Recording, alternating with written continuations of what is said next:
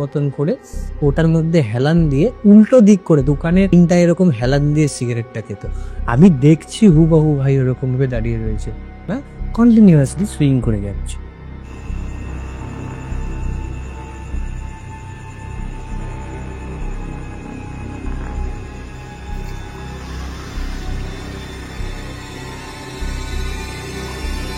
এখানে কেউ নেই, আমার গায়ে কাটা দিচ্ছে।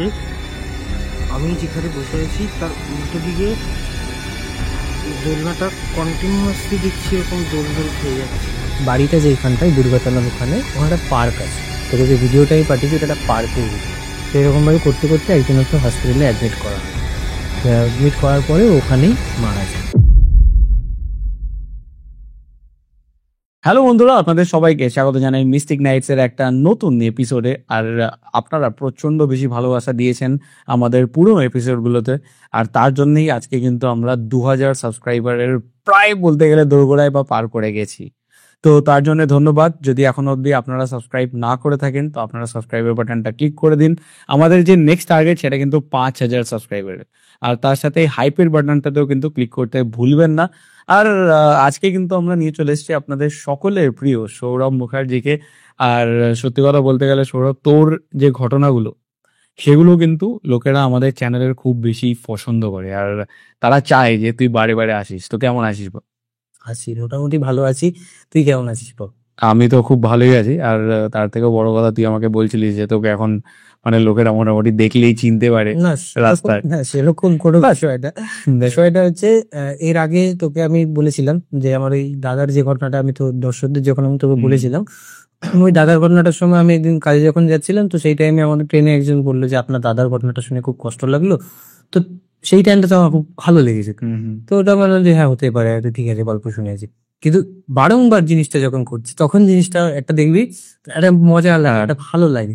এটা রিসেন্টলি ঘটেছে, এক সপ্তাহ আগে, তোর এখানে আসার ঠিক আগে এক সপ্তাহ আগে। আমি তোকে বলিনি, এখন রিসেন্টলি বলছি। এক সপ্তাহ আগে আমি হাওড়াতে একটা জায়গায় কাজে গেছিল। আচ্ছা। তো ওই কাজে যাওয়ার সময় আমার বন্ধু ওখানে কোথাও না কোথাও একটা কাজে ছিল। তো ও আমাকে দেখতে পেয়েছে, আমি যে জায়গাটা ছিলাম ওই চত্বরের মধ্যেও ছিল, কোথাও না কোথাও দেখতে পেয়েছে, আমাকে ফোন করেছে। ফোন করে বললো আমি এখানে আছি, তোকে দেখতে পেয়েছি, তুই একটুখানি এদিকে আয়। তো আমি এদিকে ওর সাথে দেখা করতে গিয়ে ও তখন বলছে হ্যাঁ রে তুই কি ইউটিউব ফিউটিউব করছিস না? না তো, আমি তো ইউটিউব করছি না। বলি না, তোকে আমি ইউটিউবের পডকাস্ট চ্যানেলে দেখলাম। আমি বলছি ও আচ্ছা আচ্ছা, হ্যাঁ হ্যাঁ, আমি তন্ময়ের মানে তাতানের পডকাস্টে, আমি এরকম হরার পডকাস্টে আমি গল্প দুটো তিনটে গল্প বলেছি। বলছে না, তোর একটা গল্প শুনেছি। আমি কোন গল্পটা শুনলি? বললো যে ওই বধুর যে মৃত যে মানে তো আমাদের পাড়ার যে ঘটনাটা, বললাম এই গল্পটা শুনেছি, খুব ভালো লাগলো গল্পটা, তুই এরকম গল্প বলিস? আমি বললাম যে না, গল্প আমি বলি না, যেটা সত্য ঘটনা আমি সেটা বলি। তো তো তখন বললো যে না আমি জানি এটা সত্য ঘটনা, কারণ এটা আমরাও তো শুনেছি। তো খুব ভালো লাগলো তোর গল্পটা শুনে। তো আমাকে চেনাটা বড় কথা না, আমার সব থেকে বড় জিনিস হচ্ছে যে আজকে মিস্টিক নাইটসকে তুই যে কষ্ট করে দাঁড় করানোর চেষ্টা করেছিস সেটা সবার কাছে পৌঁছাচ্ছে এবং তোর অডিয়েন্সের সাপোর্টে সেই জায়গাটা এসে দাঁড়াচ্ছে। এটা দেখে খুব ভালো লাগছে। কিন্তু মানে ব্যাপারটা হচ্ছে যে চ্যানেলটা শুধু আমার জন্য নয়, আমাদের সাথে দর্শক তো অবশ্যই, মানে দর্শকই সবকিছু, কিন্তু তার সাথে আমাদের যে ডিওপি মানে যার কথা আমরা বলি পুটু, মানে তার নাম হচ্ছে সূর্য, তো সেও আছে পুরোপুরি সাপোর্টে। আর এরকম মানে আমার সাথেও হয়েছে, আমি যেখানে ফুচকা খাই তো হঠাৎ করে একদিন গেছি, সে বলছে যে আমি তো আমার পডকাস্ট দেখেছি। যাই হোক, এরকম তো ডিসকাশন চলতেই থাকবে। আর আপনারা যত বেশি ভালোবাসা দেবেন এরকম আমাদেরকে আরো লোকেরা চিনবে, দেখবে। আর আমরা চেষ্টা করব যে এরকম যত ঘটনা আছে যেগুলো হয়তো লোকের সামনে এখনো আসেনি, সেই ঘটনাগুলোকে আপনাদের সামনে নিয়ে আসার। তো যেরকম তুই বলেছিলিস এর আগে যখন আমাদের কথা হচ্ছিল যে তোর কাছে সত্যি একটা ঘটনা রয়েছে, মানে একটা কি দুখানা ঘটনা রয়েছে, তো দুটোই আমরা শুনবো। কিন্তু প্রথম ঘটনাটা সেটা শুনতে যাই যেটার ভিডিও তুই আমাকে পাঠিয়েছিলি। আর মানে ওই ভিডিও তখন আমার যতদূর মনে পড়ছে তখন ঠিক রাত 11টা সামথিং, তখনও আমরা একটা পডকাস্ট রেকর্ড করছিলাম এখানে। আমি বোধহয় পুটুকে দেখিয়েছিলাম ওই ভিডিওটা। যে যাই হোক, ওটা আমি বলবো না কি ভিডিও, সেটা ডাইরেক্ট ঘটনাটা এলেই তাহলে বেশি ভালো লাগবে এবং তুই সেটা দিয়ে দিস। অবশ্যই আমি ভিডিওটাও শেয়ার করে দেবো। তো শুরু করা যাক। তোকে যেদিনকে আমি পাঠিয়েছিলাম আমাকে দেখে বলতে হবে অ্যাটলিস্ট কোন দিন ছিল, আমার মনে পড়ছে না। আমি তোকে বলতে পারি ওই শনিবার কি রোববার হবে, এটা খুব সম্ভবত আগের মাসের আগের মাসে ডেটটা আমার ঠিক মনে পড়ছে না, শনি আর রোববার হবে হয়তো। তো সেই টাইমটাতে আমি ছিলাম ওই বর্ধমানের সাইডে নিমোতে, নিমো বলে একটা স্টেশন আছে, আচ্ছা, তোর ওই মেমারির আগের স্টেশন, মেমারির ঠিক আগের স্টেশন না পরের station, forest station. Memari, Nimo, Rasulpur, এই মাসির বাড়ি যে বলেছিলাম গল্পটা, ওই ঠিক ওই জায়গাটা নিমো বলে একটা স্টেশন। ওই নিমো স্টেশনের ওখানে দুর্গাতলা বলে একটা জায়গা রয়েছে, আমি ওখানে ছিলাম। ওখানে আমার এক দিদির বাড়ি, তো আমি দিদির বাড়িতে ওখানে গেছিলাম। ওদের সেই নতুন ফ্ল্যাট করেছে, তো ফ্ল্যাটে সত্যনারায়ণের পুজো দেবে, তো আমাদের ফ্যামিলিকে নিমন্ত্রণ করেছিল, আমি আর মা গেছিলাম। তো এই ওদের বাড়িটা যেখানটায় দুর্গাতলার ওখানে, ওখানে একটা পার্ক আছে। তোকে যে ভিডিওটাই পাঠিয়েছি ওটা একটা পার্কের ভিডিও।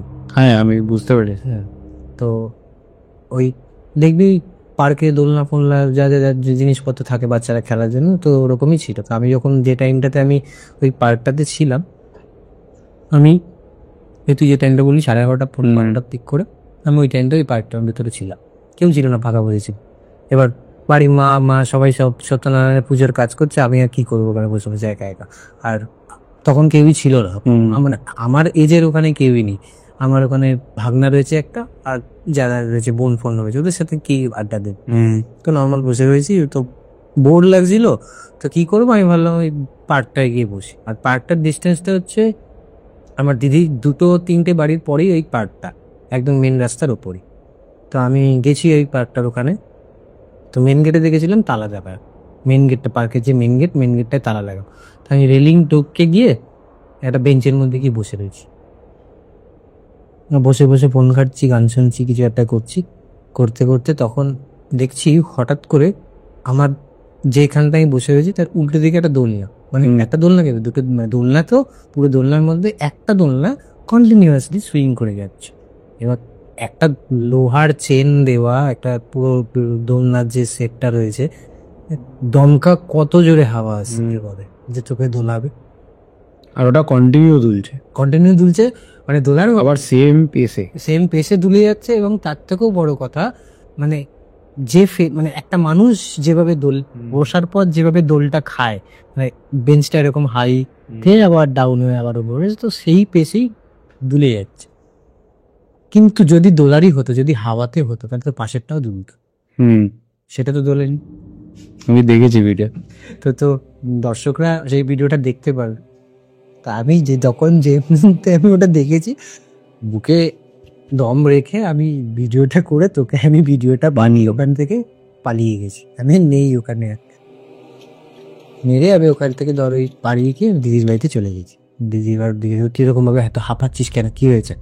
আমি বললাম এই ব্যাপার, তোকে ওখানে কে যেতে বলেছিল? আমি বললাম কেন, কি হয়েছে? তো তখন আমাকে জিনিসটা, ঘটনাটা বলে। সেদিনকে বলেনি, তারপরের দিন পুজো ছিল, পুজো মিটে যাওয়ার পরে আমরা একদিন ছিলাম, পুজো মিটে যাওয়ার পরে একদিন ছিলাম, তো সেই দিনকে আমাদেরকে বলেছিল যে ওই দুপুরবেলা খাওয়া দাওয়ার সময় মা আমরা সবাই মিলে খাচ্ছি, তখন বলেছে। গল্পটা শুরু হয় 2007-08 সালে, 2007 সালে। তখন ওই পার্কের, তোকে আমি যে রিয়েল ফুটেজটা তুই যখন দর্শকদের দেখাবি, তখন ওই পার্কটার ওরকম অবস্থা ছিল না। কেন তোকে আমি বলছি, কারণ আমি 2007-08 সালেও তো এই দিদিটার বাড়িতে আমি গেছি। তখন ওই পার্কটাতে, তখন দেখবি আগেকার দিনে না, দেখবি রাস্তাতেও এরকম করতো, সেই ইটের যে বাঁটগুলো হয়, বাঁট দিয়ে মানে ইট দিয়ে বিট দেওয়ার মতো একটা বিট মতো তৈরি করে। এবার ওই ওটা দিয়ে রাস্তাটা ছিল, চারপাশ দিয়ে ঘাস ছিল, ওই স্লিপ ছিল, বাচ্চাদের খেলার ওই রোলারটা ছিল যেটা দাঁড়িয়ে ঘোরে, ঢেকি ছিল, দোলনা ছিল।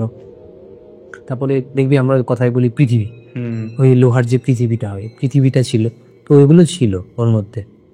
তো তখন ওই রাস্তাটা, এখন তুই যে ভিডিওটা ফুটেজটা দর্শকদের তখন দেখাবি, যে দেখবি ওই স্টেশনের যে 3 কোণার যে চাকতিগুলো হয়, ওই চাকতি দেওয়া, ওই প্লেটিং করা, ওই রকম করা, কিন্তু তখন ওরকম ছিল না, তখন ওরকম ছিল। আর এখন যে দোলনাটার ছবিটা যখন ওই ফুটেজটায় দেখতে পাবি দর্শক, তো বা তুইও যখন দেখাবি, তখন ওই দোলনা ছিল না।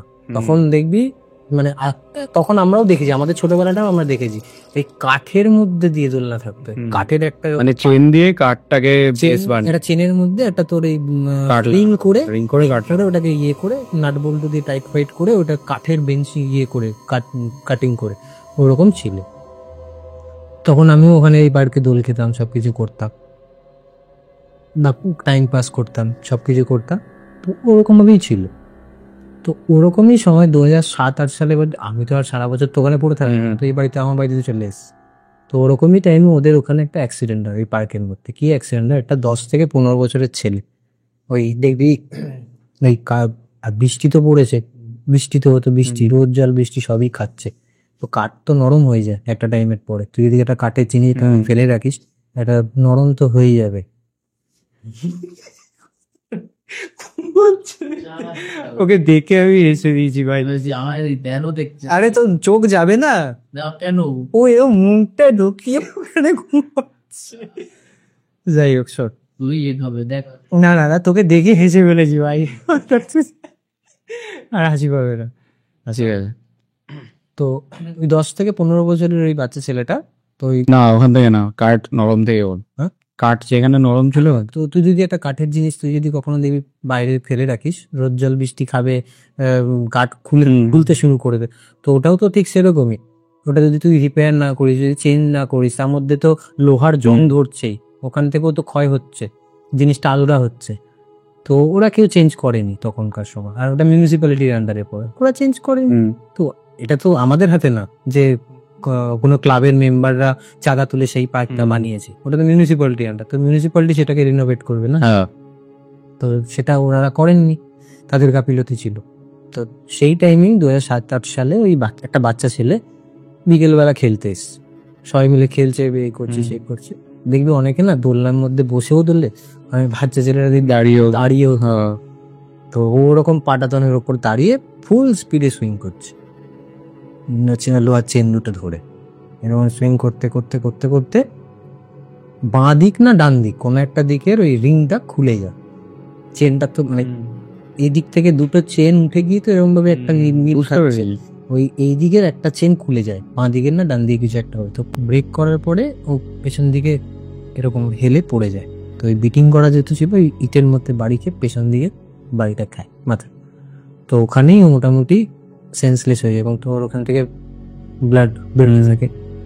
তো ওখানকার সমস্ত যারা যারা বাচ্চা ছেলেদেরকে নিয়ে হই হই, মানে যারা যারা খেলতে এসেছিল ওদের বাবা মার সাথে, তো ওরা সবাই হই হই হই হই, তো ক্লাবের ছেলেরা সমস্ত সবাই বেরিয়ে এসে ছেলেটাকে নিয়ে ওদের ওখানকার স্থানীয় হাসপাতালে যায়। যথাযথ ও মা বাবার কাছে খবর যায়, ও মা বাবা আসে। তো দিদি বলেছিল যে এতটুকুই জানি। তো পরে গিয়ে ক্লাবের ছেলেদের সাথে যখন পরে গিয়ে দেখ, কেননা বললাম 2-3টে বাড়ি পরে ওই বাড়িটা, আর ওই মেন মানে ওই মিউনিসিপ্যালিটির যে গেটটা ছিল, মানে ক্লাবের যে গেটটা ছিল, এই গেটের চাবিটা আমার দিদির বাড়িতেই থাকতো, কারণ আমার দিদি হাজবেন্ড যে সে ওই ক্লাবের মেম্বার ছিলেন। আচ্ছা। তো ওই ক্লাবের চাবিটা মানে পার্কের যে চাবিটা ওটা ইয়ে থাকতো, জামাইবাবু সকালবেলা ধর ওই ঘুম থেকে উঠে কখনো রাস্তায় বেরোলে ওই গেটটা খুলে দিত, আবার বিকেলবেলা ধর ওই 6টা 6:30 7টার মধ্যে পার্ক ক্লাবে বন্ধ করে ইয়ে করে দিত, কারণ ওটা বাচ্চাদের পারবো, কারণ তার বড় আড্ডা মারবে না। হ্যাঁ। তো ওটা ইয়ে করে দিয়ে বন্ধ করে দিয়ে চলে যেত, আবার যথারীতি এরকম ভাবে চলতে থাকতো। তো ওই টাইমেই তো জামাইবাবু যখন একদিন ওই ইনসিডেন্ট ওরকম করতে থাকে, তো জামাইবাবু একদিন জিজ্ঞাসা করতে যদি ছেলেটা এরকম অ্যাক্সিডেন্ট হয়েছে, কি হলো, ছেলেটা কেমন আছে না আছে। তো জিজ্ঞাসা করতে গিয়ে তখন ওই পার্ক ক্লাবের মানে ক্লাবের সমস্ত ছেলেরাও বলে যে আমরা যতদূর শুনেছিলাম যে ছেলেটা এরকম হসপিটালে ভর্তি হয়েছে, কোমায় চলে গেছিল, 3 দিন ধরে কোমায় ছিল। তো কোমা থেকে বেরিয়েছে কি বেরোয়নি আমরা সেটা জানি না, তবে ওর মা বাবার সাথেও সেরকম ভাবে কোনো খোঁজ খবর আমরা পাচ্ছি না, কারণ ও এই ঘটনাটা ঘটেছিল দুর্গাতলাতে, আর ছেলেটা দুর্গাতলা থেকে আরেকটু ভেতরের ওর গ্রামের সাইড, তো ওইদিকে কোনো একটা গ্রাম হয়তো হবে, বিষ্ণুপুর সাইডে এরকম কিছু একটা গ্রাম আচ্ছা হবে। তো ওই গ্রামের ভেতরেই হয়তো পড়তে যেত, ওখানেই ওর বাড়ি। তো ওখানে হয়তো দেখ, এবার আমরা সেরকম ভাবে খোঁজ নেওয়া যায় না। তো একদিন কি হয়, ওর বাবা ওই ক্লাবের সামনে দিয়ে ওই পার্কের সামনে দিয়ে যাচ্ছিল, তো তখন ওই ক্লাবের সমস্ত যারা যারা সিনিয়র ছিলেন তখন হঠাৎ করে একদিন ডাক দিয়েছে যে কাকু কি হলো, ভাই কেমন আছে বা এরকম কিছু একটা। তখন ওর বাবা কান্নায় খুব ভেঙে পড়ে, তখন জানতে পারে 3 দিন কোমায় ছিল হসপিটালে। কোমায় থাকার পরে কোমা থেকে বেরোয়, এবং বেরিয়ে যাওয়ার পরে একটা ওর মানে কি বলবো, তুই যদি এখন একটা কোনো একটা পেশেন্ট যদি কোমা থেকে বেরিয়ে আসে, তার ফুল ফিট হয়ে যেতে পারছে না, তার মধ্যে শারীরিক দুর্বলতা রয়েছে, খেতে অসুবিধা হবে, তো সেরকম ওর মধ্যেও জিনিসটা ছিল। তো ব্লাড ফ্লাড সব কিছু হয়, অপারেশন হয়, সব কিছু হয়, ঠিক হয়ে যাওয়ার পরে না ওকে যখন বাড়িতে যখন ওকে ইয়ে করে দেওয়া হয়, বাড়ি ছেড়ে দেওয়া হয়, বাড়িতে আসে, তো ওই 1 মাস পর ওর ব্রিদিং ইস্যু শুরু হয়। আচ্ছা। বাচ্চা ছেলেটার মারাত্মকভাবে ব্রিদিং ইস্যু হয়। সেটা তোর কোনো প্রচুর ডাক্তার ফাক্তার হয়তো দেখিয়েছে, বলেওছে এই অ্যাক্সিডেন্টের কথা, যে এই অ্যাক্সিডেন্টের পরে এই বাচ্চা ছেলেটার এরকম হয়েছে। তো ডাক্তাররা হয়তো ভেবেছে যে অ্যাক্সিডেন্টের জন্য হয়তো শুরু হয়েছে, সেটাও না। পরে গিয়ে জানতে পেরেছে যে যখন ওর মাথায় অপারেশন সবকিছু হয়েছে, অপারেশনের সময় অপারেশন সবকিছু হয়ে গেল, সবকিছু ঠিক হয়ে গেল, কিন্তু ওর কোথাও না কোথাও একটা ব্লাড ক্লটিং অবস্থায় ছিল। আচ্ছা। তার জন্য ওর একটা প্রবলেম শুরু হচ্ছে শরীরের মধ্যে। তোর মাথার মধ্যে যদি একটা জায়গায় ব্লাড ক্লটিং অবস্থায় থাকে, তুই স্বাভাবিকই তোর তোর লাইফস্টাইল তুই সেরকম ভাবে চলতে পারবে, আর পুরো বডিতেই একটা চেঞ্জেস আসবে। আর একটা 10 থেকে 15 বছরের বাচ্চা ছেলে, তো ওই বাচ্চাটা আর কত শক্তি পাবে আমাদের মতন ইয়ং ছেলের থেকে? আমরাও পাবো না, পাবে না, এটা অসম্ভব ব্যাপার। তো ওই ছেলেটা ওরকম ভাবে ওরকম একটা শ্বাসকষ্ট, খুব কষ্ট হতো, রাত্রিবেলা এরকম জোরে জোরে নিঃশ্বাসে অক্সিজেন দিয়ে কোনো রকম ভাবে স্টেবল করে যেত। তো এরকম ভাবে করতে করতে একদিন ওকে হসপিটালে অ্যাডমিট করা হয়। তো অ্যাডমিট করার পরে ওখানেই মারা যায়। তো আমি তখন পরে এই ঘটনাটা দিদি আমাকে তখন বললাম, আমি তখন বললাম তো মারা যায়, তো এটার সাথে রিলেটেড এটা কি? তখন বলছে যে তুই যে টাইমটাতে গেছিলি 11:30 12:30 সময়, ও তো বাচ্চা ছিল, ও তো কখনো এই টাইমটাতে আড্ডা মানে খেলতে আসতে পারতো না, ও তো বাড়ির স্ত্রী মেয়ে, সব কিছুই থাকতো। তো তুই যখন এসছিস তখন আমাদের কাছে ক্লাবের চাবিটা থাকতো, তুই জানতিস? আমি বললাম হ্যাঁ, আমি তো কখনো কখনো খুলে দিতাম। বলছি এখন কি থাকে দেখিস? আমি তখন বললাম যে না, তো এখন তো দেখলাম যে, কারণ আমি যখন তোকে যে আমি ভিডিওটা করেছি তখন তো আমি তো চাবিটা নিয়ে খুলে তাহলে ঢুকতে পারতাম। তোকে বললাম মেন গেটের তালাটাও বন্ধ ছিল, আমি টপকে ঢুকেছি। তো আমি বললাম যে আমি তো এরকম টপকেই এসছি। বলছে হ্যাঁ, আমরা নেওয়াটা বন্ধ করে দিয়েছি। আমি বললাম কেন, কি হয়েছে? বলছে ওখানে তুই এই জিনিসটা দেখিস নি, এমন না যে তুই একমাত্র একা তুই জিনিসটা দেখেছিস, ওখানে এমনও অনেকে রয়েছে যারা এই জিনিসটা দেখেওছে, এবং ওই জায়গাটাতে ওর খেলার সময় যে তুই দেখুন একটা বাচ্চা ছেলে যাবত দেখবি খুব খুশি হয়, একটা হাসির আওয়াজ হয় না, খুব সুন্দর করে হাসছে, ওই হাসির আওয়াজ ওই পার্ক ক্লাব থেকে পেয়েছে। ওনার প্রেজেন্সটা পার্ক ক্লাবে এখনো পর্যন্ত বিরাজমান। তাও আমি তখন বললাম যে এটা সত্যি ঘটনা? বলছে তোর যদি সত্যি ঘটনা না হতো তাহলে তোর ফোনে কি এই ভিডিওটা ধরা পড়তো? আগে তখন বললাম যে আগে আর কিছু বলিনি, এবারে এইটার কোনো কিছু বলার নেই, এটা কোনো উত্তর তো তুই দিতে পারবি না। তা আমি তখন বললাম যে হ্যাঁ ঠিক আছে। তো এখনো পর্যন্ত কোনো ক্ষতি বুঝে না, কোনো ক্ষতি তো নেই, ও তো ওখানে খেলতে আসতো, আর ও যে টাইমে খেলতে আসতো ওখানে সমস্ত বাচ্চা ছেলেরা খেলতো, তার খেলার টাইমটা পেতো না, তাই ওই রাত্রি 11:30 থেকে 12:30 ওই টাইমটুকুর মধ্যেই ও ওইখানে ওই জিনিসটা, ওই প্রবলেম মানে ওই যে জিনিসটা ঘটে, এটা ওই টাইমটুকুর মধ্যেই ঘটে, 12টার 1টা।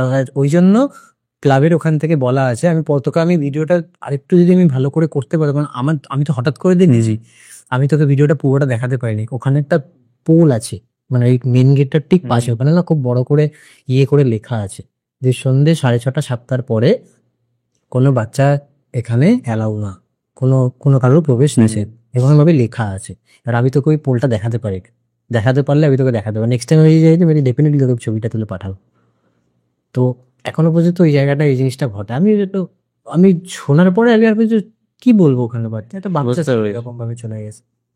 যাই হোক, একটা জিনিস বোঝা যায় যে আমাদের মানে এই ঘটনাটা, বা আমি এর আগেও যে অনেকগুলো ঘটনা শুনেছি বা কখনো আমি নিজেও ফিল করেছি, যাই হোক, তো এই জিনিসগুলো থেকে কিন্তু একটা জিনিস বোঝা যায় যে আমরা যে চারদিকে অনেক সময় অনেক কিছু ফিল করি বা আমরা ভাবি যে হয়তো এখন আর শহরে কিছু হয় না, না এখন কিন্তু মানে আমরা বলতে গেলে আমরা নজর দিই না, একদম আমরা খুব বিজি, কিন্তু ওই সবকিছুর মাঝখানেও কিন্তু সবাই নিজের নিজের মতো জায়গা ঠিক বানিয়েই নিয়েছে, সে মানুষ হোক, পশু পাখি হোক, বা আত্মা, যে কোনো কিছু হতে পারে। তো যাই হোক, এটা আমাদের প্রথম ঘটনা ছিল, এবার আমরা দ্বিতীয় ঘটনায় এগোবো। তো দ্বিতীয় ঘটনাটা শুরু করা যায়। তো সেখান থেকে দাঁড়িয়ে বেহালাতে আমার দিদির শ্বশুর বাড়ি, এবং আমার দিদির বিয়ে হয় 2011 কি 12-তে।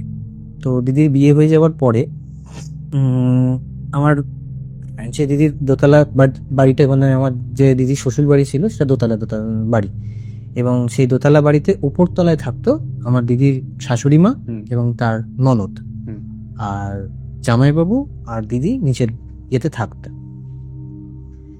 দিদির বিয়ে হয়ে যাওয়ার পরে সেরকম ভাবে কোনোদিন কিছু দিদি সেরকম ভাবে আজ অব্দি আমাদের ফ্যামিলির কাউকেও বলেনি, আমাকে তো বলেনি, কারণ আমি আর আমার যে জ্যাঠা দিদি আমরা পিঠোপিঠি, কারণ আমাদের ধরো এই 1-2 বছরের একটু গ্যাপ আছে। আমাদের বাড়ির মধ্যে সব থেকে ছোট মেয়ে হচ্ছে ওই দিদিটা, আর বাড়ির সব থেকে ছোট ছেলে আমি, আমাদের জয়েন্ট ফ্যামিলি।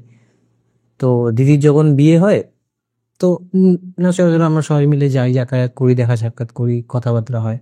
তো সেই তখনও দিদি সেরকম ভাবে কিছু বলেনি। এবার কোনোদিনও নাইট স্টেও আমি দিদির বাড়িতে সেরকম ভাবে করা হয়। দেবী অন্যকে বলে যে দিদির বাড়িতে এরকম নাইট স্টে করা যায় না, বা মানে বিয়ের পরে যার মানে পার্সোনাল ম্যাটার এটা দিবে। তো আমি 2023 সালে দিদির মেয়ে হয়। তো দিদির মেয়ে যখন দিদি যখন হসপিটালে ভর্তি হয়, তো তখন আমরা সবাই মিলে যাই, ফ্যামিলির সবাই স্বাভাবিক যেতে হবে। আমরা মামারা যারা ছিল, আমরা 3 ভাই রয়েছি, তো 3 ভাইয়ের মধ্যে আমরা মামারা হসপিটালে ছিলাম, বাবা কাকা যারা যারা ছিল, তখন আমার বাবা বেঁচে ছিল। তো তখন আমরা একসঙ্গে মিলে গিয়েছিলাম, দিদি হসপিটালে ছিল। এবার ওখান থেকে বাচ্চাটাকে দেখার পরে আমরা যে যার মতো বাড়ি চলে আসি, জামাইবাবুকে বাড়িতে ছেড়ে দিয়ে এসে তারপর আমরা ওখান থেকে যে যার বাড়ি চলে আসি। তো তারপরে দিদি যখন হসপিটাল থেকে ইয়েতে চলে আসে, বাড়িতে চলে আসে, তো বাড়ির যথারীতি এবং একটা আনন্দের দিন, খুশির মহল। তো সেই টাইমটাতে সবাই মিলে বাড়ি জ্যাঠা কাকা সবাই মিলে বললো যে তোরা মামারা একবার গিয়ে দেখা সাক্ষাৎ করে আয়, বাগনিকেও দেখে আয়। আর এই দেখবি কি বলে মায়েরা যে আতুর ঘর নাকি হতো, ওই টাইমটা তো আতুরের জিনিসগুলো একটু দিয়ে আসে। তো আমরা সবাই মিলে ভেবেছিলাম যাও। তো আমার যে বড়দা রয়েছে সে হাওড়াতেই ডিভিশনে চাকরি করে, হাওড়া ওখানে একটা জায়গায় কাজ করছে।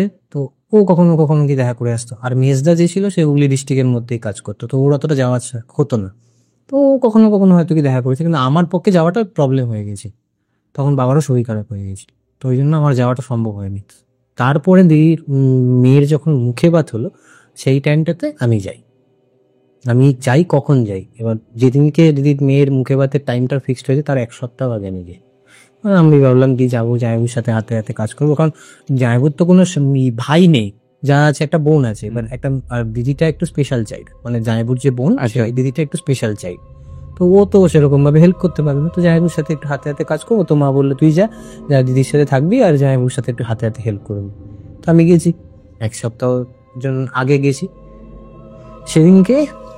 যেদিনকে পৌঁছাই সেদিনকে গিয়ে ফ্রেশ ট্রেশ হয়েছি, কোনো বিষয় নেই। তার পরের দিন সকালবেলা আমি সকালবেলা না, আমি তোকে সকালবেলাটা এক্সাক্ট সকালবেলাটা কি এই মুহূর্তে মনে কর ওরকমই কিছু নেই, সকালবেলা না তো সন্ধ্যেবেলা। আমি তোকে সন্ধ্যেবেলাই বলছি, কারণ সন্ধ্যেবেলাই হবে মোস্ট অফ দ্য কেসেস। কারণ আমি সন্ধ্যেবেলা দিদি যখন এই টিফিনটা করলো তারপরে এই হাত মুখ ধুতে গেছিলাম, যে জামাইবু বললো যে একটুখানি বাইরে বাজার ফাজার করতে হবে। তো এই সন্ধ্যেবেলার টাইমটাতে বেরোনোর ঠিক আগে জামাইবু, ওদের 2টো বাথরুম আছে, আর যেহেতু তোকে বললাম ওদের দিদিদের দোতলা বাড়ি, সেই দোতলা বাড়ির যে সিঁড়িটা রয়েছে এই সিঁড়িটা উঠছে দিয়ে টুইস্ট করে উপরে উঠে দোতলাটা উঠছে, সিঁড়িটার যে এন্ট্রান্সটা রয়েছে এন্ট্রান্সটার ঠিক অপোজিট সাইডে তোর একটা বাথরুম রয়েছে, ছোট বাথরুম। আচ্ছা। আর হচ্ছে তোর নিচের ঘরেই একটা অ্যাটাচ বাথরুম রয়েছে। এবার সেই বাথরুমটা ওরা ইউজ করে, মানে বেডরুমের সাথে না, ওরা অ্যাটাচ বাথরুম, বুঝতে পারবে কোন বাথরুম। হ্যাঁ, তো ওরা বেসিক্যালি ইউজ করে। তো সেই টাইমটাতেই জানাবো ওই কমন বাথরুমটাই ছিল। আর যে সিঁড়ির যে অপোজিট সাইডে যে বাথরুম, যেটা একটুখানি ঘর থেকে বেরিয়ে গিয়ে সেই ঘরের ওই বাথরুমটাতে আমাকে বললো তুই তাহলে ওই বাথরুমটায় চলে যা। এবার দেখ আজকের ডেটে তুই দাঁড়িয়ে নিশ্চয়ই কোনো ভূত বল বা কোনো প্রেত বল, কোনো আত্মা বল, আজকের ডেটে দাঁড়িয়ে কোনো ইয়ং জেনারেশনকে তুই যদি বলিস দুচ্চাই করে ওড়াবে, কেউ সেটাকে অ্যাকসেপ্ট করবে না, বলবে যে না তুমি ভুল দেখেছো। অনেকে সেটাই ভাবে, কিন্তু আছে শুভ শক্তি যেমন রয়েছে অশুভ শক্তিও সেরকম রয়েছে। আমরা যেটা মনে করি, আমি বেসিক্যালি খুব ভালোভাবে ফিল করতে পারি, আমার সাথে ঘটে যাওয়া এরকম অনেক ঘটনা রয়েছে। তো সেখান থেকে দাঁড়িয়ে আমি গেছি বাথরুমে গেছি। এবার বেরিয়ে আসার ঠিক সময় না, এবার দেখ আমি স্মোক করি। এবার দিদির ফ্ল্যাটে, দিদির যে বাড়িটা রয়েছে, যে বাড়িটার নিচে যে ওই বাথরুমটা রয়েছে, এবার ওই বাথরুমটা আমি যখন গেছি আমি ওখানে ভাবলাম যে আমি স্মোক করবো, কারণ ওই বাথরুমটা তো কমন বাথরুম না, এবার দিদির আড়ালে রয়েছে, তাই ভেবেছিলাম আমি স্মোক করতে পারবো। আমি ভাবলাম যে স্মোক করবো, কিন্তু পরে গিয়ে চিন্তা করে দেখলাম যে না, কারণ এই সিঁড়িটাই তো উপরে দিদির শাশুড়ি মায়ের ঘরটা গেছে, ওনারা যদি গন্ধ পান জিনিসটা খারাপ জায়গায় দেখান, তাছাড়া ঘরের ভেতরেই ওটা। আমি ভাবলাম যে না করবো না। তা আমি যথারীতি হাত মুখ ধুয়ে ফ্রেশ ট্রেশ হয়ে বেরোতে যাব, একটা মৃদু সিগারেটের গন্ধ। মানে আমি ভাবতেই পারি, কারণ আমি সিগারেট তো খাইলামই না। তার চেয়ে ভালো ওই সিগারেটের ওই তলার দিকটা থেকে, মানে তোকে বলছি, দেখবি সিগারেট যখন তুই খেয়ে নিবি, মানে বেসিক্যালি যারা খায় তারা হয়তো রিলেট করতে পারবে, তোর দর্শকরা যারা সিগারেটটা খাচ্ছে, খাওয়ার পরে যে সিগারেটটা যখন ছাড়ছে, মানে যে ধোঁয়াটা যখন তুই ইনহেল করে যখন তুই বের করছিস, একটা যে মৃদু যে গন্ধটা থাকে, ঠিক এক্স্যাক্টলি ওই গন্ধটা যারা খায় তারা রিলেট করে নিতে পারবে। তা আমি মানে ফটাকসে নাকের মধ্যে এসে, তাহলে আমার আবার সিগারেট খাওয়ার একটা তলব উঠেছে, আমি সিগারেট খাওয়া, আমার তো আরো বেশি নাকের মধ্যে সেই জিনিসটা আসবে। আপনি ওটা গন্ধটা পেয়েছি। তা আমি দিদিকে জিজ্ঞাসা করলাম, যে বেরিয়ে এসে আমি ঘরের ভেতর ঢুকে জিজ্ঞাসা করলাম, হ্যাঁ রে জামাইবাবু তো সিগারেট খায় না, আর তোর বাড়িতে তো কেউই নেই সিগারেট খাওয়ার মতন, তুই সিগারেট খাস নি? আমি ডাইরেক্ট জিজ্ঞাসা করি, কারণ ও তো নিজের বাচ্চা হয়েছে, আর ও তো সিগারেট বলছে, ও বলছে ও খেপে গেছে, ও বলছে তুই কি পাগল হয়ে গেছিস, আমার বাচ্চা হয়েছে আমি সিগারেট খাবো, এসব বলছে। তো আমি তো বললাম যে না, ওইখানে কি হয়েছে বলতো আমাকে। আমি বললাম যে এরকম এরকম আমি বাথরুমের মধ্যে গেছি, বাথরুম থেকে বেরিয়ে ওই সিঁড়ির তলার ওই রাস্তাটা দিয়ে যখন আমি আসতে গেছি, তখন এরকম সিগারেট গন্ধ বলছে। ও আমার মুখের দিকে তাকিয়ে একটা মুচকি হাসি দিল, হেসে বললো, তুই আজকে যা, এখন জামাইবাবুর সাথে রাত্রিবেলা যখন তুই খেতে বসবি আমাদের সাথে, তখন তোকে আমি ঘটনাটা বলবো। হ্যাঁ বললাম, কেন কিছু ভয়ের কিছু? বলছে না না, আমাদের কোনো, আমি আছি না, আমি তো এখানে এতগুলো বছর ধরে সংসার করছি, আমাদের মতো কিছু হয়নি। আমি তখন বললাম আচ্ছা ঠিক আছে, তুই তো আমাকে 5টা দিবি, তো দিবি যখন খাওয়ার পাতি দিস, অসুবিধা নেই। আমি বলে ওখান থেকে আর কি বেরিয়ে গেলাম। বেরিয়ে যাওয়ার পরে বাজার টাজার করে রাত্রির তখন 11:30 12টা বাজে, তখন আমরা সবাই একসাথে খেতে বসি। খাওয়ার পথে আমি, দিদির মা মানে হচ্ছে মানে আমার জেঠিমা, ওই বাবা শাশুড়ি মা উপরে তার বাচ্চাকে নিয়ে, মানে বোনটাকে নিয়ে রয়েছে। তা আমরা সবাই মিলে খাচ্ছি, খেতে খেতে এবার কথাবার্তা উঠেছে, তখন হট করে মনে পড়েছে যে আরে তুই যে বলেছিলি ঘটনাটা বলবি, একটুখানি বলতো ঘটনাটা কি কেস। তো যখন বলছিস তুই ভয় পাবি না, তো আমি তখন বলছি যে না না, কেন ভয় পেতে যাও। তখন আমি বলছি যে ঠিক আছে তুই বল, কোনো অসুবিধা নেই। ও বললো, কি বললো সত্যি। জামাইবাবুর বাবা নেভিতে চাকরি করতো। যখন জামাইবাবুর বাবা বিয়ে করে, তখন তার চাকরি সবকিছুই ছিল, এবং তাছাড়া ওদের বাড়িটা তুই যদি দেখিস, আমি তোকে কোনদিন দেখাবো, ওদের বাড়িটার নিচেই আর একটা ওই বললাম সিঁড়ি ঘরের যে জায়গাটা, ওইখানে একটা স্টোর মতো জায়গা রয়েছে। আচ্ছা। তো আমার জামাইবাবু যখন ছোট ছিল, তো তখন বাবা তো বাইরেই থাকতো, মানে জামাইবাবুর বাবা তো বাইরে থাকতো, তো অবভিয়াসলি সংসারের জন্য টাকাটা পাঠাতো। কিন্তু দেখ, একটা মানুষ সে তার ওই ছোট সন্তানকে নিয়ে রয়েছে, আর নেভির চাকরি তুই জানিস যে 3 মাস বাড়িতে, বাকি পুরো মাসটাই তুই বাড়ির বাইরে থাকতে হয়, খরচাপাতি সবকিছুই পাঠানো হতো। কিন্তু যে তার ওয়াইফ রয়েছে, তাকে তো একটুখানি নিজের মতন করে থাকতে হবে। তো উনি কি করেন, ওই পয়সা থেকেই, মানে যে পয়সাটা জ্যাঠামশাই পাঠাতেন, সেই পয়সা থেকেই অর্ধেক করে কিছু টাকা সরিয়ে রেখে তিনি নিজের জন্য একটা ব্যবসা শুরু করে, শাড়ির ব্যবসা, এবং ঘর থেকেই সেখান থেকে সে ব্যবসা শুরু করে।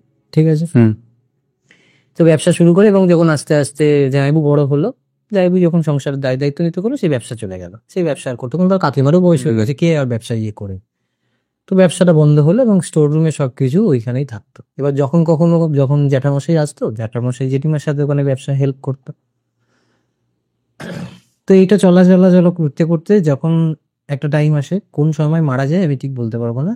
মানে জামাইবাবু, আমার যে দিদির যে বর, সেই দিদির বর যখন বিয়ে করে, তার আগে জামাইবাবুর বাবা মারা যায়। কোন সময় মারা যায় আমি জানি না, এবং দিদিও সেটা জানে না। দিদি হয়তো জানে, এখন সেটা বলতে পারবে, তখন আমি জানতো না। তো আমি বললাম যে তুই যে এতটা কিছু আমাকে বলছিস, তো মোদ্দা কথায় আয়, যে কেসটা কি হয়েছিল, এবং কারণ তুই এখনো পর্যন্ত বলছে না তুই ভয় পাই, ওটা টাল বাহানা করছে, কারণ ও জানে আমি কিছু কিছু জিনিস অ্যাবজর্ব করতে পারি না, কারণ আমি নিজের দিদির বাড়িতে এসেছি, ও এখানে প্রেজেন্ট রয়েছে। আজকে ওর সাথে যদি কোনো দুর্ঘটনা ঘটে, আমি তো স্বাভাবিক আমার বাড়িতেই জানি। তো ও সেই জায়গাটা ভয় পেয়ে আমাকে বারবার বলতে চাইছিল। তো আমি তখন ওকে জোর জবরদস্তি করাতো, তখন বললো যে জামাইবাবুর যে বাবা, ও নেভিতে চাকরি করতেন, তিনি স্মোক করতেন। আচ্ছা। যে ব্র্যান্ডে স্মোকটা করতেন, সেই ব্র্যান্ডটা এখন বন্ধ হয়ে গেছে, চারমিনার এখন বন্ধ হয়ে গেছে। তো অনেক পাওয়া যায়, ওই টাইমটাতে প্রচুর লেভেলের বিক্রি হতো। তো জামাইবাবুর বাবা ওই যে কমন বাথরুমটা যেটাতে আমি গেছিলাম, জামাইবাবুর বাবা ওই কমন বাথরুমটাই বেসিক্যালি ইউজ করতেন সব থেকে বেশি। কেননা যখন উনি নিচের থেকে বেরিয়ে ওই দোকান করতেন বা বাজার হাট করতেন, বেরিয়ে এসে ওই বাথরুমটাতে মানে ওই সিঁড়ির ঘরের উল্টো দিকে মানে যে বাথরুমটা ছিল ওই বাথরুমটাতে হাত পা সব কিছু হাত পা ধুয়ে তারপর সে উপরে উঠে যেত। কারণ উপরে গিয়ে আবার ধুয়ে ফিয়ে করতে হতো না, কারণ ওই বোনটাও স্পেশাল চ্যাম্প ছিল, ওই প্রবলেম হয়ে যাবে, তাই জন্য ওইসব কিছু আর করতো না। তারপর আমি দিদিকে বললাম যে তাহলে এখন তো জামাইবাবুর বাবা বেঁচে নেই, তাহলে সিগারেটের গন্ধটা কেন? বলছে তোকে আমি আরেকটা জিনিস বলি, আজকে তোর যে ভাগ্নি হয়েছে, এই ভাগ্নি যেদিন জন্ম নেয় তার ঠিক 1 থেকে 2 দিন আগে ওর বাবা মানে আমার যে শ্বশুর মশাই আমার স্বপ্নে আসে, স্বপ্নে এসে আমাকে বলে তোর করলে মেয়েই আসবে এবং ওর মেয়ে, তোর যে মেয়ে হবে তোর মেয়ের হুবহু আমার পা হবে। মানে তুই দেখবি যাদের বাচ্চা হয় বাবা আর মায়ের অংশ মিলিয়েই বাচ্চা হয়, কারোর বাবার চোখ পায়, কেউ বাবার নাক পায়, এরকম ভাবে মিলিয়ে হয়। আমার ভাগ্নি যে হয়েছে, আমার ভাগ্নি মানে আমি ওকে দেখলে এখন না মানে ভাবি যে সত্যি এটা হতে পারে। ওর চোখ ফোক সবকিছু মা বাবা মিলিয়ে হয়েছে, কিন্তু ওর পা মানে বাবার যে পাটা মানে মামা ভাগ্নি যে পা হুবহু আমাকে ওর দাদুর, মানে ইচ অ্যান্ড এভরিথিং। ওর দাদুর পায়ের এইখানে একটা যে বুড়ো আঙুলটা হয়, ওই বুড়ো আঙুলের ওই কোনার দিকে একটা তিল আছে, এক্স্যাক্ট ওই জায়গায় তিল। How is it possible? দেওয়া দিয়েছে আর ভীষণ ভালো লাগ, ঠিক আছে এতটা পর্যন্ত কোনো মানে হতেই পারে, দাদু হয়তো স্বপ্ন দেখাতে পারে, কিন্তু এই সিগারেটের কেসটা সব থেকে বেশি ব্যথাতি।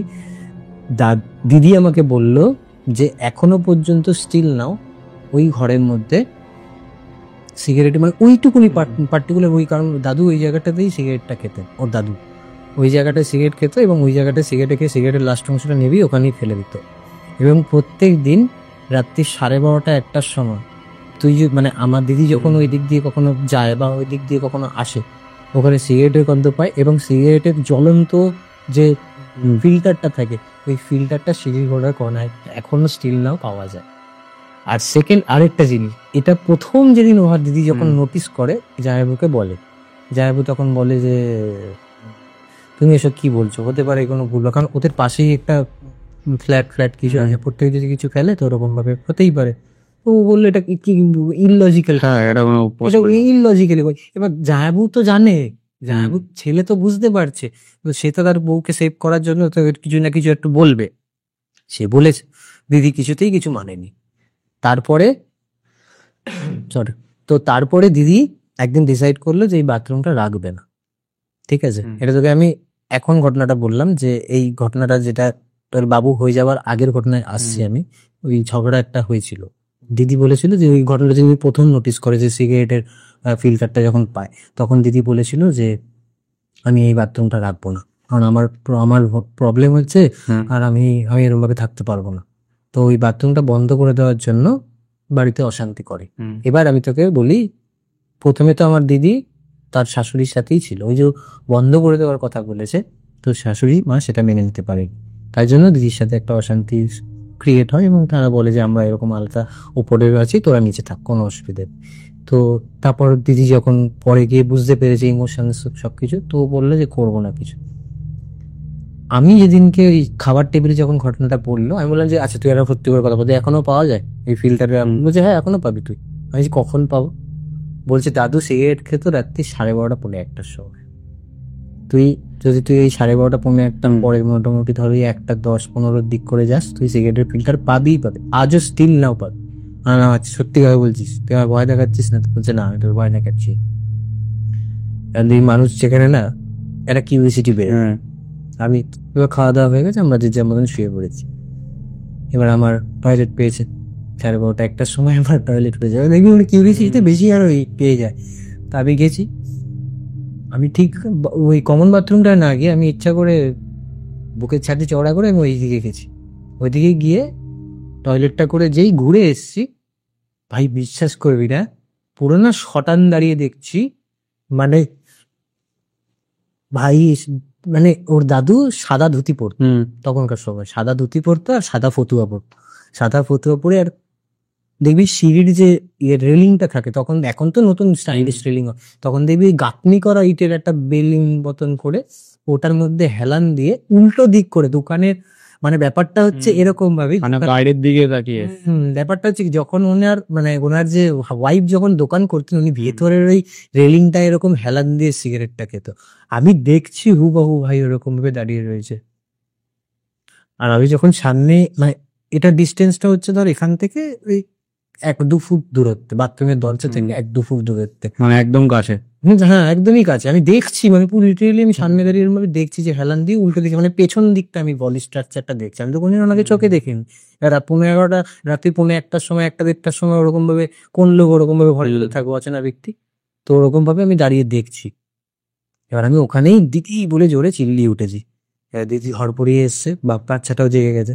এবার দিদি তো হড়পড়িয়ে এসে দেখছে যে ওরকম সিগারেটের ইয়েটা পড়া, ফিল্টারটা পড়া, আর আমাকে দিদি তাল রাগারাগি করে আমাকে দিদি প্রচন্ড রকম ভাবে ছাড় দিচ্ছে।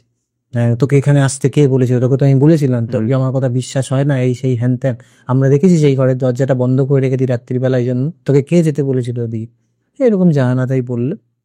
তো আজও ওদের ঘরে ওই রাত্রিবেলা 11:30টার পরে ওই দরজাটা এখনো পর্যন্ত বন্ধই রেখে দেয়, আবার পরের দিন ভোরবেলা খুলে দেয়। বুঝতে পারছি। যাই হোক, ধন্যবাদ আমাদের সাথে জয়েন করার জন্য। আর আপনারা এতক্ষণ ধরে দেখছিলেন আমাদের এই এপিসোডটা, তার জন্যও ধন্যবাদ। একটা অসাধারণ ঘটনা, একটা কি দুখান আমরা অসাধারণ ঘটনা শুনলাম। তো আজকের জন্য এতটাই, আবার দেখা হবে নেক্সট এপিসোডে। ততক্ষণের জন্য শুভরাত্রি।